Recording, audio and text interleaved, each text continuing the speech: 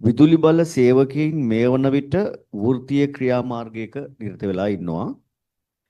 ඒ ගැටලුව ගැන රජයේ විදිහට කරලා තියෙන සොයා බැලීම් මොනවද? මේක දෙක. ආණ්ඩුව කියන විදිහට විදුලි බල මණ්ඩලය පෞද්ගලීකරණය කරන්නේ නැත්නම් ඇයි වෘත්තීය සමිති තවදුරටත් මේ ක්‍රියාවලියේ ඉන්නේ?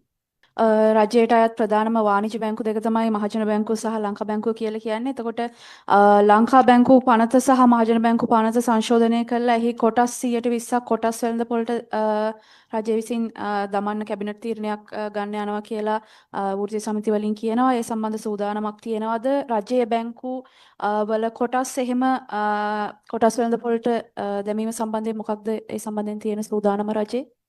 තවමත් එවැනි ආකාරයේ යෝජනාවක් කැබිනට් මණ්ඩලයට ආවේ නැහැ. එහෙනම් ඒකට සාකච්ඡාවක් සිදුුනේ නැහැ. ඔබත් ප්‍රශ්නයක් අහුවමක් කරේ මේකට පිටින් නේද? එතුමා. කවුද මම අහපු ප්‍රශ්නේ. විදුලි right. පෞගේ සතියේ මම පෞගේ සතියේත් මේ මාධ්‍ය හමුවේදී මම ගැන තොරතුරු කිව්වා. විදුලි බල මණ්ඩලයේ කිසිසේත් පුද්ගලීකරණය කිරීමක් සිදු කරන්නේ නැහැ. විදුලි බල මණ්ඩලයේ කටයුතු කාර්යක්ෂම සිදු කර ගැනීම සඳහා කර්මාන්ත සහ පාරිභෝගිකයන්ට විදුලි බිලෙන් සහනයක් ලබා දීම සඳහා විදුලි බල මණ්ඩලයේ ලාභ ලබන ආයතන බවට පත් කිරීම සඳහා ඇතුළු මේ නවීකරණය සහ ප්‍රතියෝගත කිරීමට අදාළව රාජ්‍ය සමාගම් 6ක් බවට මේ පරිවර්තනය කරනවා. ඒවා 100%ක් භාණ්ඩාගාරයේ ලේකම් සතුව කොටස් පවතින සමාගම්. එයින් සමාගම් 4ක් දැනටමත් පිහිටුලා අවසానයි.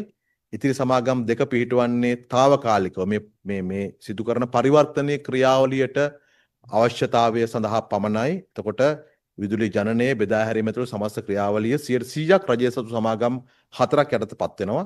ඉතින් මේ ක්‍රියාවලියට දැන් වෘත්තීය සමිතිත් එක්ක අමාත්‍යවරයා, විදුලි මණ්ඩලයේ සභාපතිවරයා, පාලනාධිකාරිය සාකච්ඡාවට ගණනාවක් කරා.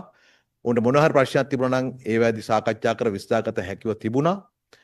ඒ වගේම මේ සමාගම් කිරීමේදී යම් සේවකයෙක් ඒ සමාගම් වල සේවය කරන අකමැති නම් රුපියල් ලක්ෂ 9 සිට රුපියල් ලක්ෂ 50 දක්වා වන වන්දි මුදලක් ලබාගෙන සේවයෙන් ඉවත් යාමේ හැකියාවකුත් ඔවුන්ට තිබෙනවා.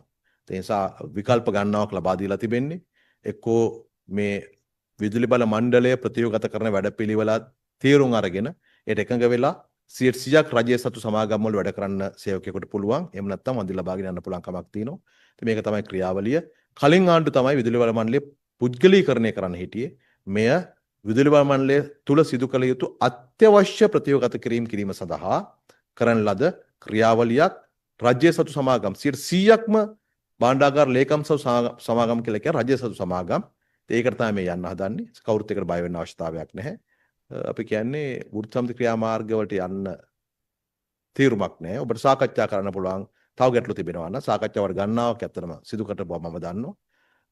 ඒ අනුව අපි කටයුතු කරනවා.